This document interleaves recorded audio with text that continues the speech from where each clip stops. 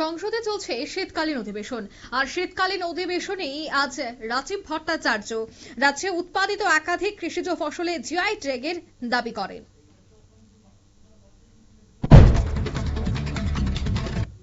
এবার চোখ রাখছে ধর্মনগরের দিকে। ধর্মনগরে হড়ুয়া শিবনগর এলাকায় নাবালিকা ছাত্রীর শ্লীলতাহানির চেষ্টার অভিযোগকে কেন্দ্র করে উত্তেজনা ছড়ালো। এই ঘটনায় একজনকে আটক করা হলেও মূল অভিযুক্ত পলাতক।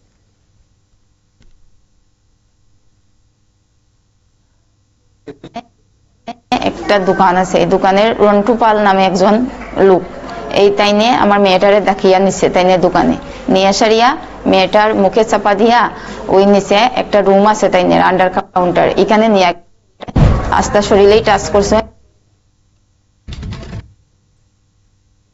ধর্মনগরে অনলাইন ডেলিভারি বয়ের মৃত্যুকে কেন্দ্র করে চাঞ্চল্য। তবে ডেলিভারি কর্মী প্রসেনজিৎ সরকারের মৃত্যুতে শোক প্রকাশ করলেন বিলোনিয়া সচেতন নাগরিকরা, তুললেন দোষীদের শাস্তির দাবি।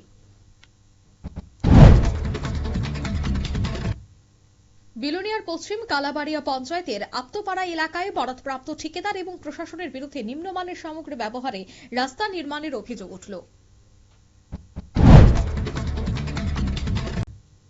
জিএমপি বিভাগীয় কমিটির উদ্যোগে বুধবার 7 দফা দাবিতে তেলিয়ামুড়া মহকুমা শাসকের কাছে ডেপুটেশন প্রদান। কমলপুরের হালাহালি এলাকায় একটি ইটভাটার চিমনি ভেঙে মৃত্যু 4 জনের। এই ঘটনায় শিল্প দপ্তর এবং শ্রম দপ্তরের ভূমিকা নিয়ে প্রশ্ন। শহরে যানজট মুক্ত রাখতে অবশেষে আগরতলার বটতলা এলাকায় অবৈধ অটো এবং টোটোর বিরুদ্ধে অভিযান চালালো পরিবহন দপ্তর।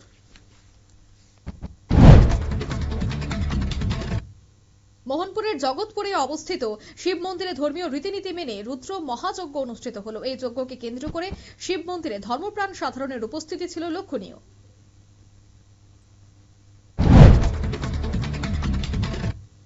অমরপুরের থাকছড়া এলাকায় বিশেষ অভিযান চালিয়ে একটি গাড়ি থেকে বিপুল পরিমাণে অবৈধ কাঠের ফার্নিচার বাজেয়াপ্ত করল অমরপুর বন দপ্তরের বনকর্মীরা।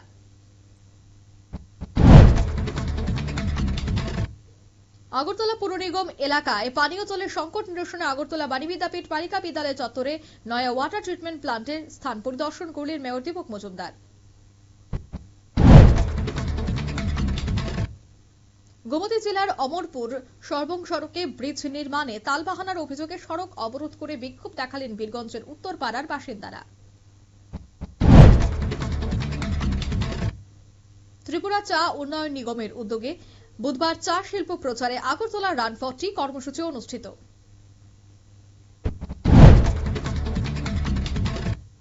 আগরতলা নাগেরজোলা মডার্ন ক্লাবের উদ্যোগে 18 থেকে 27 জানুয়ারি পর্যন্ত বার্ষিক সাংস্কৃতিক এবং ক্রীড়া প্রতিযোগিতার আয়োজন। অনুষ্ঠানের সময় নবনির্মিত জিম এবং পাঠাগারের উদ্বোধন হবে।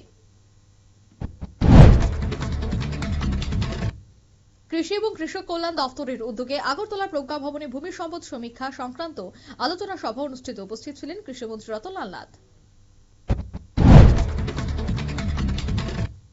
এনসিইআরটির পাঠ্য বই থেকে বাদ পড়েছে বিনয় বাদল দীনেশের মতো বিপ্লবীদের নাম।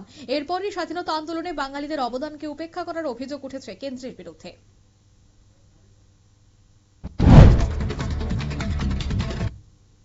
মোহালিতে ম্যাচ চলাকালীন খুন হওয়া কাবাডি খেলোয়াড় রানা বালাচোরিয়ার খুনের হরপিন্দর আলিয়া মিট্টুকে এনকাউন্টারে খতম করল পাঞ্জাব পুলিশ।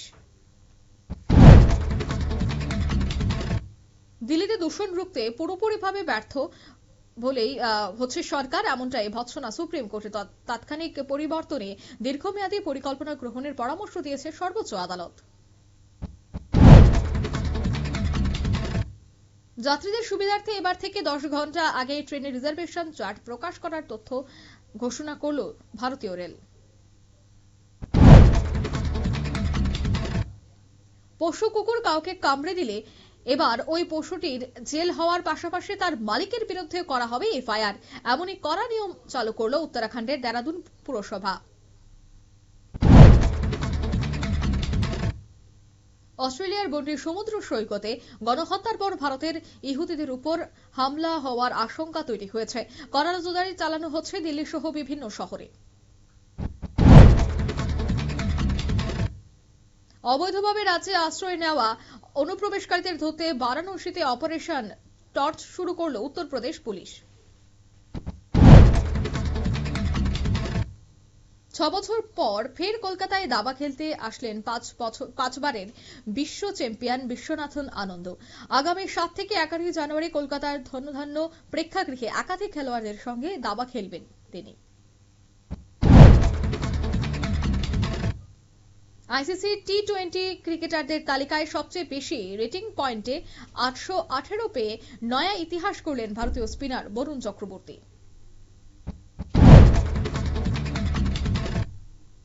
পাকিস্তানের প্রাক্তন প্রধানমন্ত্রী এবং তেহরিক ইনসাফের প্রতিষ্ঠাতা ইমরান খানের সঙ্গে দেখা করতে চেয়ে ফের আদিয়ালা জেলের সামনে অবস্থানে বসেছেন ইমরানের 3 বোন।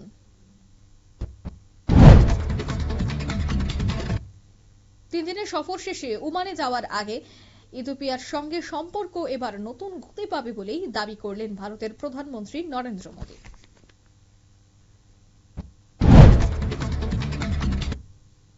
এক নজরে 25 এখানে শেষ করছে। আমাদের পরবর্তী নিউজ আপডেট এবং অবশ্যই টক শো দেখার জন্য চোখ রাখবেন শুধুমাত্র নিউজ ভ্যানগার্ডের পর্দায়। ধন্যবাদ।